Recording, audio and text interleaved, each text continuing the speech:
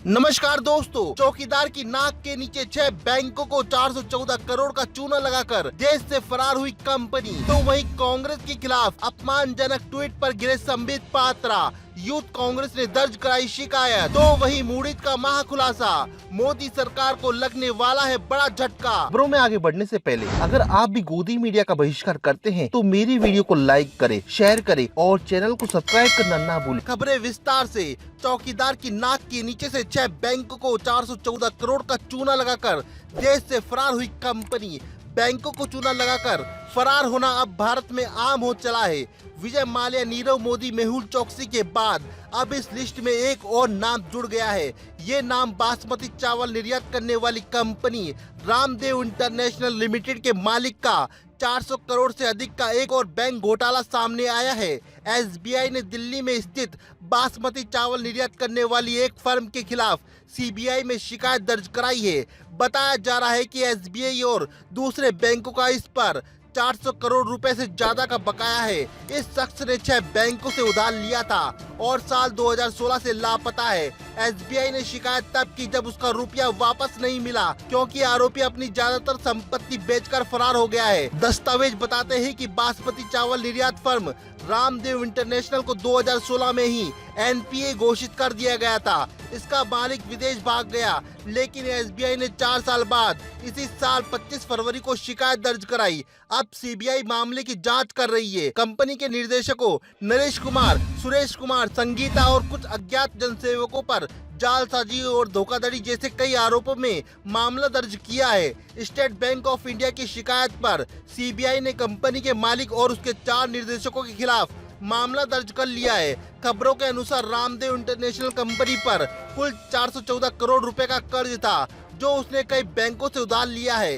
इस रकम में निम्नलिखित बैंकों की राशि शामिल है: एसबीआई बैंक 173.11 करोड़ रुपए, कैनरा बैंक 76.09 करोड़ रुपए, union bank of India 64.31 crore रुपए, central bank of India 51.31 crore रुपए, कॉर्पोरेशन बैंक 36.91 करोड़ रुपए, आईडीबीआई बैंक 12.27 करोड़ रुपए लेकर भागा है भगोड़ा। तो वही कांग्रेस के खिलाफ अपमानजनक ट्वीट पर गिरे संबित पात्रा, यूथ कांग्रेस ने दर्ज कराई शिकायत।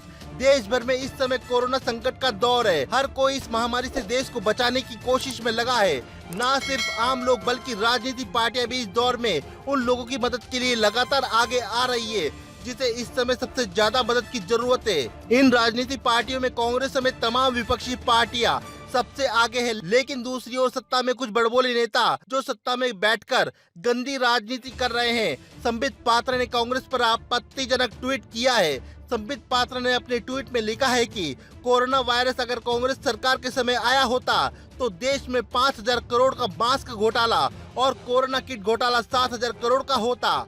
इस ट्वीट से संबित पात्रा की सोशल मीडिया पर जमकर धुलाई हो रही है।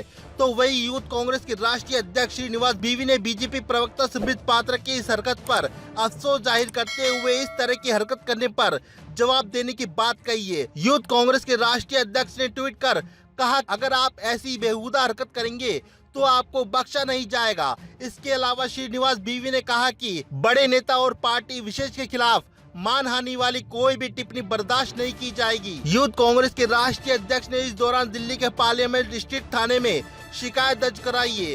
शिकायत की कॉपी भी साझा की है। आपको बता दें, बीजेपी प्रवक्ता संबित पात्रा ने मध्य प्रदेश कांग्रेस द्वारा किए गए उस ट्वीट पर अपमानजनक जवाब ट्वीट किया है, जिसमें कांग्रेस द्वारा लिखा गया था कि आज देश में कांग्रेस की सरकार होती तो हम टेस्ट, उपचार व्यवस्था, राहत मदद और तकनीक में दुनिया से सबसे आगे होते। तो वही मूडीज का महाखुलासा, मोदी सरकार को लगने वाला है बड़ा झटका, नुकसान की भरपाई मुश्किल। कोरोना महामारी से जूझ रही मोदी सरकार को बहुत बड़ा झटका लगने वाला है। इस झटके से उबरने के लिए मोदी सरकार को लंबा वक्त लग सकता है।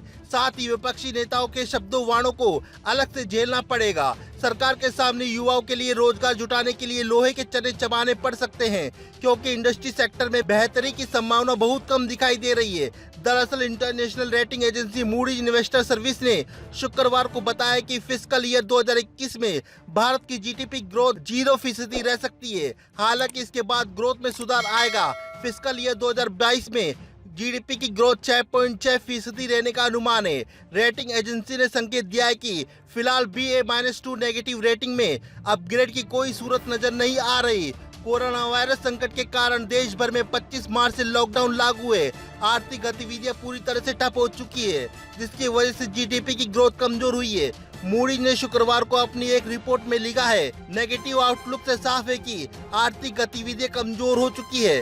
कोरोना वायरस संक्रमण की वजह से लॉकडाउन है और कामकाज रुका हुआ है, जिससे संस्थागत कमजोरियां बढ़ गई है। इससे कंपनियों पर कर्ज का बोझ बढ़ गया है। मूडीज ने नवंबर 2019 में इंडिया की रेटिंग डाउनग्रेड करते हुए स्टेबल से नेगेटिव कर दिया था। कमजोर आर्थिक ग्रोथ की वजह से इंडिया की रेटिंग डाउनग्रेड हुई थी। मूडीज ने उस वक्त Baa-2 रेटिंग दी थी। Baa-2 रेटिंग में A-2 इकोनॉमिक स्ट्रेंथ के लिए है, जबकि Baa-3 इंस्टीट्यूशनल और गवर्नेंस स्ट्रेंथ के लिए माना जाता है। B-1 के मायने फिस्कल स्ट्रेंथ और BA का मतलब रिस्पेक्टेबिलिटी की जोखिम से है। रेटिंग एजेंसी का मानना है कि फिस्कल ईयर 2020 में डेफिसिट जीडीपी का 5% रह सकता है। हमारे साथ बने रहने के लिए मेरे चैनल द वंडर न्यूज को सब्सक्राइब करना ना भूले। जय हिंद।